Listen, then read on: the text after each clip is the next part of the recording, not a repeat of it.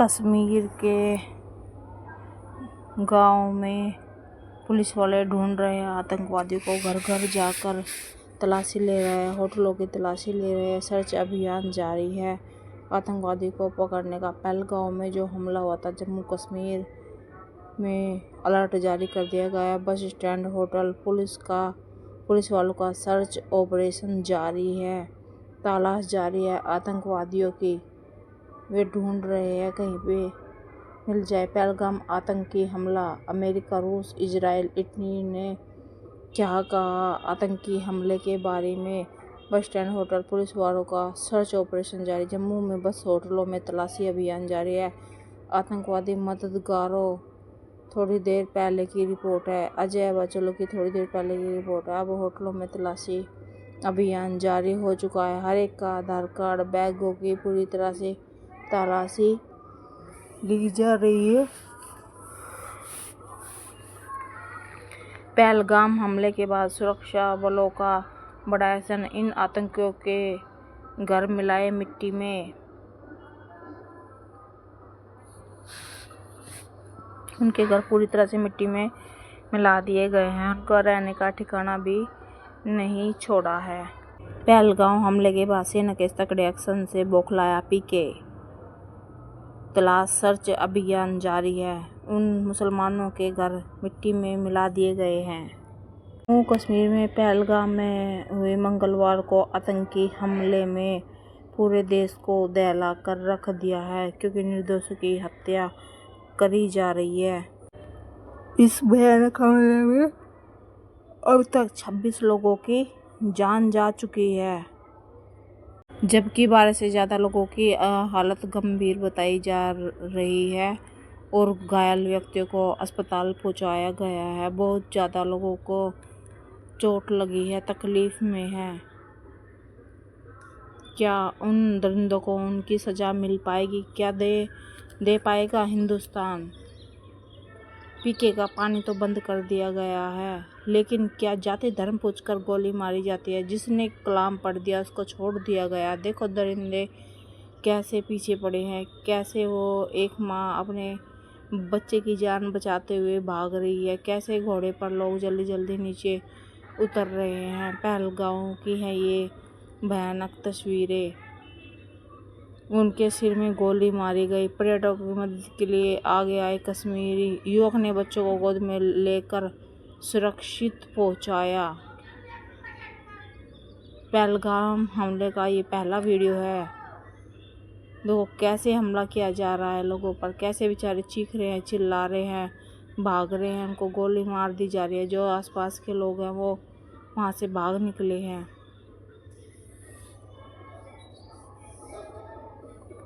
Pahalgam attack को लेकर जम्मू कश्मीर में अक्षय कुमार, बड़े बड़े नेता ने इस घटना पर अपना बयान जाहिर किया है।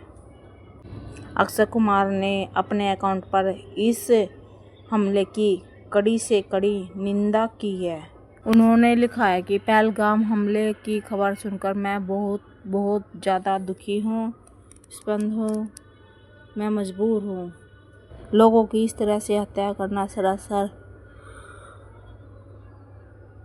हैवानियत है। ऐसा नहीं करना चाहिए था। उन दरिंदों को हिंदुओं के साथ उनकी क्या गलती थी? वे तो बेचारे वहाँ पर घूमने के लिए गए हुए थे। एक पोस्ट सोशल मीडिया पर जाहिर की है, हमारे लोगों को बेरहमी से मारा गया। इस पोस्ट को, इन हत्याओं को भूला नहीं जा सकता। हम इसकी कड़ी से कड़ी जवाब देना चाहिए। हमें ऐसे नहीं बैठना चाहिए। पानी बंद करने से क्या होगा? उन लोगों का पानी बंद करने से जितने भी हिंदू इधर हिंदुस्तान, जितने भी मुसलमान हिंदुस्तान में हैं, उनको पाकिस्तान में भेजो। जैसे सीमा हैदर है, उनको भी पाकिस्तान में ही भेजना चाहिए। उसको भी यहाँ पर हिंदुस्तान में रहने का कोई हक नहीं है।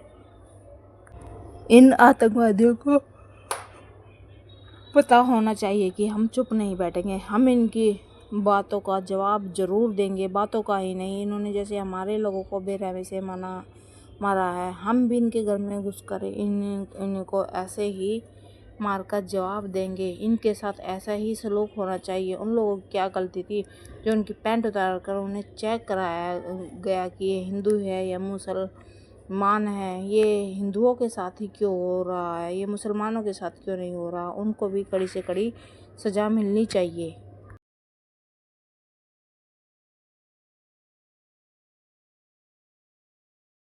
जिनके ऊपर पहलगांव में हमला किया वो बहुत ही छोटे छोटे बच्चे थे। उनको ऊपर हमला हुआ, जो औरतें थी उनके साथ छोटे छोटे बच्चे भी थे। उन औरतों के सामने ही उनके हस्बैंड को मार दिया गया। वो रोती रही, चिल्लाती रही कि बचाओ बचाओ, कोई तो हमें बचाओ, लेकिन कोई उन्हें बचाने के लिए नहीं आया।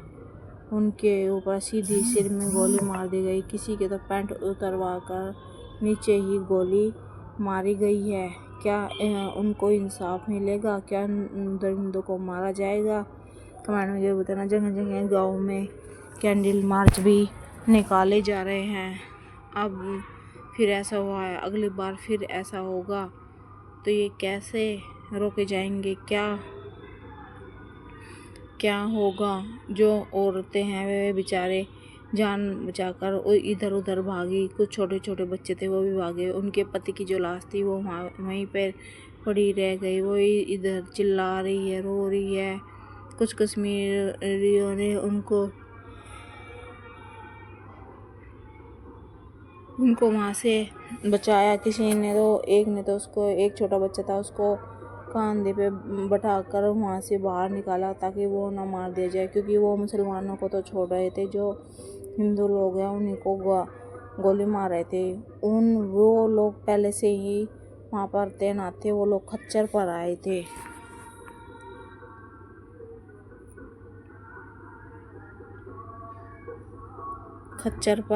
थे। एक बच्चे के बेचारे के पैर से खून निकल रहा था, तो रास्ते में फौजी मिले तो बच्चा बुरी तरह से चिल्लाने लगा। उनको देखा, उसने सोचा ये भी आतंकवादी है। वो बोला हमें मत मारो, हमें मत मारो। वो बेचारा बुरी तरह से चिल्ला रहा था। वो बोला बेटा तुम्हारे पैर से खून निकल रहा है, लो मैं तुम्हें पट्टी कर दूँ। लेकिन वो बच्चा इतना डरा हुआ था, उसको क्या पता था कि ये फौजी है या फिर टेररिस्ट है। कहने के बाद भी उसको यकीन नहीं हो रहा था, तो वो चिल्लाया बहुत ज़ोर से, नहीं मुझे मत मारो। उसकी मम्मी बोली कि इसके बदले मुझे मार दो, मेरे बच्चे को छोड़ दो। और एक माँ कर भी क्या सकती है, अपनी ही जान गंवा सकती है। जिसके सामने जिसके पति लाखों घर उजड़ गए, लाखों औरतें विधवाएं हो गई। वो किसी की माँ थी, किसी की बहन थी, किसी की बेटी थी, किसी की बहू थी।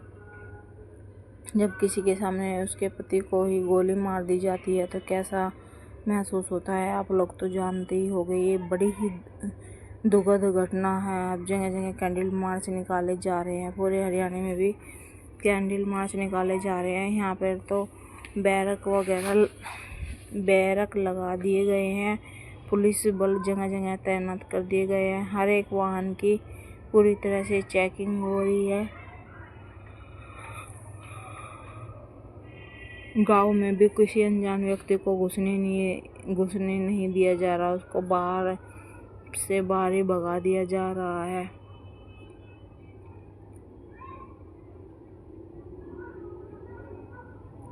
तो क्या होगा अब सरकार का फैसला?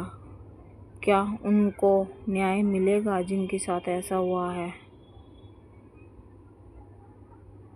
एक छोटे बच्चे के पैर से तो खून ही खून बह रहा था। वो बेचारा पट्टी भी करवाने को तैयार नहीं था, क्योंकि वो डरा और सहमा हुआ ही इतना था, क्योंकि ये लोग ऊपर से जान बचाकर भाग गए। जब शुरू में हमला हुआ था तब उनको पटाखों की आवाज़ आई तो सब लोगों ने सोचा भाई वैसे ही पटाखे छुटा रहे होंगे।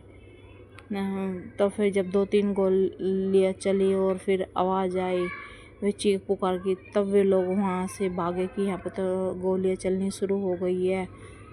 पूरी तरह से पूरी बेरहमी से दूर से लोग देख रहे थे। वो कह रहे थे कि सिर में गोली मार रहे थे कि इसको गोली मार दो, इसको गोली मार दो, इसको छोड़ो मत। तो दोस्तों बड़ी ही दुखद घटना है। देखो सरकार क्या एक्शन लेगी, उन दरिंदों को उनकी सज़ा मिलेगी या नहीं मिलेगी, या हम लोगों के घर ऐसे ही उजड़ते रहेंगे, हमारे परिवार में ऐसा ही होता रहेगा। क्या हम लोग कहीं पर घूमने भी नहीं जा सकते? डर और मातम का माहौल बना हुआ है पूरे देश में। जब तक उन लोगों को उनकी सज़ा नहीं मिलती ऐसे ही माहौल बना रहेगा।